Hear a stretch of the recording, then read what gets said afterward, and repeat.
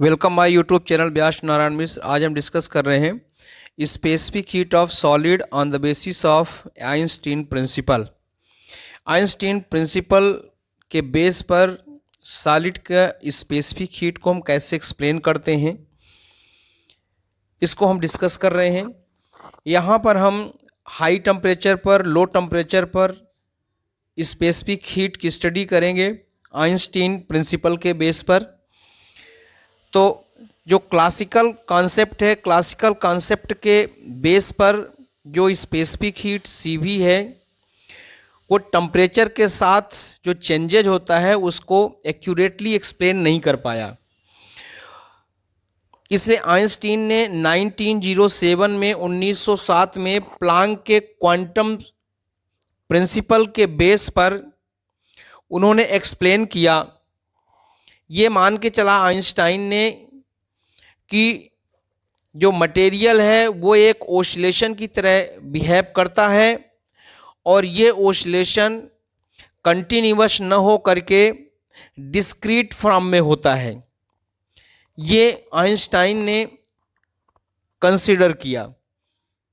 इस कॉन्सेप्ट के बेस पे चूंकि आइंस्टाइन ने प्लांक के कॉन्सेप्ट का भी यूज किया, तो प्लांक के कॉन्सेप्ट के अकॉर्डिंग जो एनर्जी होती है ओसिलेशन की, उन्होंने डाई एटॉमिक मॉलिक्यूल्स को एक ओसिलेशन की तरह कंसीडर किया था।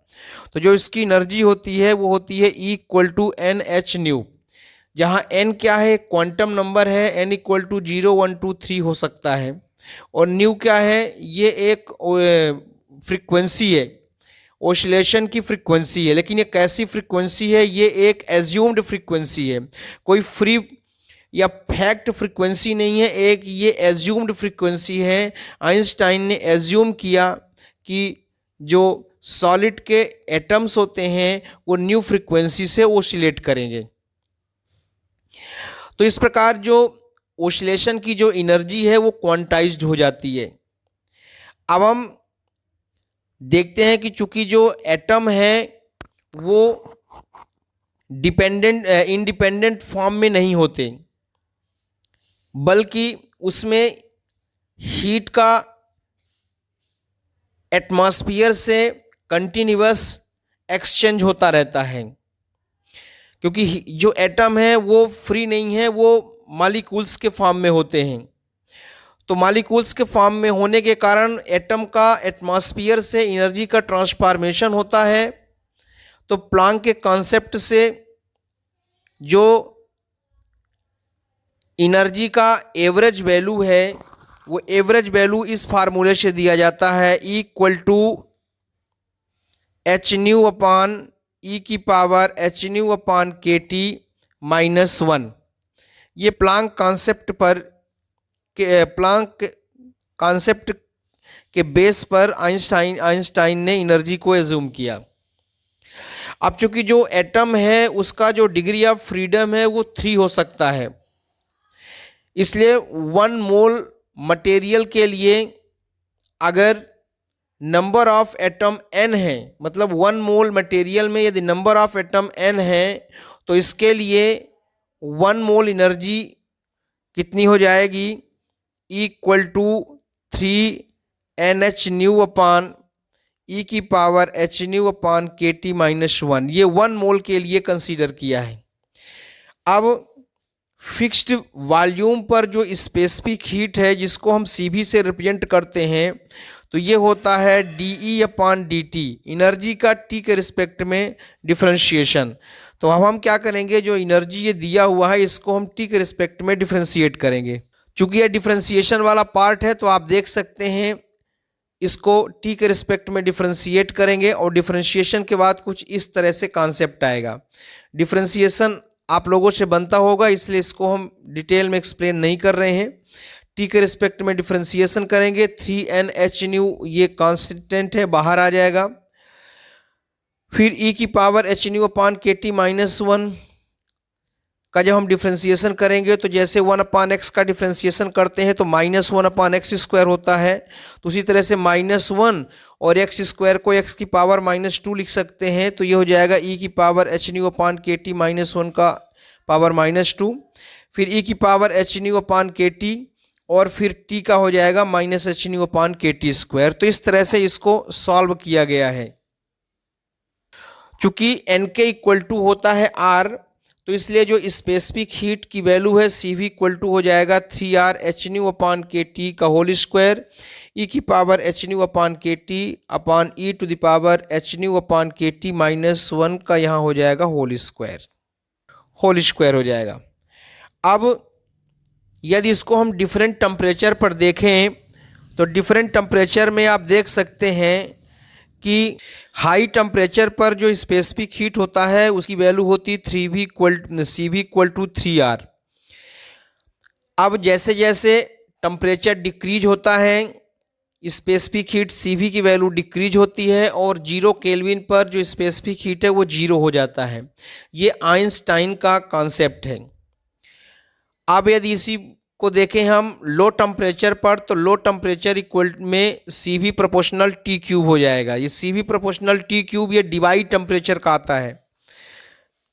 सी वी प्रोपोर्शनल जो डी क्यूब होता है ये डिवाइड टेम्परेचर के से डिराइव होता है। तो इस तरह से इसको हमने डिस्कस किया। अब यहाँ से देख सकते हैं यदि टेम्परेचर हाई है तो H nu upon K T, अगर टी की वैल्यू ज़्यादा है तो जो H nu upon K T अगर डिनोमिनेटर ज़्यादा होता है तो वैल्यू 1 से कम हो जाती है। तो H nu upon K T की वैल्यू 1 से कम हो जाएगी। यहाँ पर ई की power H nu upon K T को एक्सपोनेंशियल फॉर्म में हमने एक्सप्लेन कर दिया। यहाँ पर आप देख सकते हैं H nu upon K T को जो होल स्क्वायर है ये वैल्यू और ज़्यादा कम हो जाएगी, इसलिए रिमेनिंग पार्ट को यहाँ पे निगलेक्ट कर दिया गया है। तो अल्टीमेटली ई की power H nu upon K T हो जाएगा 1 plus H nu upon K T. तो इस तरह से जब इसकी वैल्यू हम पुट करेंगे तो सी भी इक्वल टू हो जाएगा 3r H nu upon K T का whole square 1 plus H nu upon K T upon H nu upon K T का होल स्क्वायर। यहाँ से जब इसको हम सॉल्व करेंगे तो ये हो जाएगा 3r 1 plus H nu upon K T. तो ये हाई टेम्परेचर पर स्पेसिफिक हीट की वैल्यू हो गई।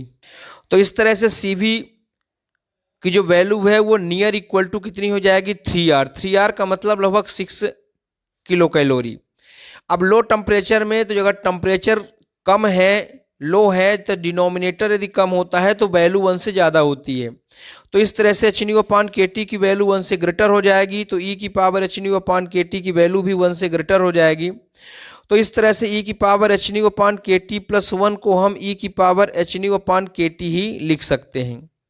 अब ये वैल्यू जब हम पुट करेंगे तो सी भी इक्वल टू हो जाएगा 3r H nu upon K T का होल स्क्वायर ई की power H nu upon K T upon ई की power H nu upon K T का होल स्क्वायर। यहाँ से एक और ये पार्ट कैंसिल हो जाएगा तो ये बचेगा 3r H nu upon K T का होल स्क्वायर ई की power minus H nu upon K T. चूँकि होल स्क्वायर है ये जब ऊपर जाएगा न्यूमरेटर में तो माइनस में आ जाएगा। तो यहाँ से हम देख सकते हैं कि अगर टेम्परेचर टी की वैल्यू 0 हो जाए तो सी वी की वैल्यू भी 0 हो जाएगी। इसका मतलब है यदि टेम्परेचर डिक्रीज होगा तो जो स्पेसिफिक हीट है वो भी डिक्रीज होगा और टेम्परेचर अगर 0 की ओर जाएगा तो स्पेसिफिक हीट भी 0 की ओर जाएगा। क्योंकि जो सी भी का मान है वो ई की power minus H nu upon K T के कारण एक्सपोनेंशियल फॉर्म में 0 की ओर शिफ्ट होगा, मतलब उसकी वैल्यू 0 हो जाएगी, मतलब उसकी वैल्यू कम होती जाएगी। अब हम देखते हैं आइंस्टाइन का जो ये कॉन्सेप्ट है सॉलिड के लिए ये एप्लीकेबल नहीं है। इसका जो करेक्ट फॉर्म होता है वो होता है डिवाई थ्योरी। तो आइंस्टाइन का जो कॉन्सेप्ट है सॉलिड के स्पेसिफिक हीट एक्सप्लेनेशन का तो वो क्यों परफेक्ट नहीं है, इसका जो रीजन है कि आइंस्टाइन कॉन्सेप्ट से जो स्पेसिफिक हीट की वैल्यू मिलती है वो जो एक्सपेरिमेंटल वैल्यू है उससे मैच नहीं करता।